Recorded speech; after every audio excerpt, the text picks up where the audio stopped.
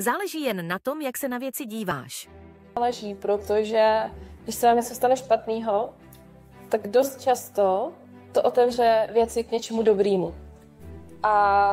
jenom na vás, jestli když se vám něco stane, tak to berete jako konec světa a složíte se, což neříkám, taky jsem se několikrát složila, dokonce potom, co jsem začala se starat o své mentální zdraví, tak po 3 měsících, kdy jsem měla fakt pocit, že jsem jako celou dobu šťastná, tak najednou přišla panická ataka a to bylo jako hrozný, jako by nemoc ovládat své tělo a emoce a svůj mysl. Ale furt je to jako něco, co mě jako nějakým způsobem posunula, protože vím, že tohoto se mi může stát, vím, co proti tomu dělat, vím, jak se k tomu postavit a už mě to jako nezaskočí nikdy, protože už vím, co to je prostě.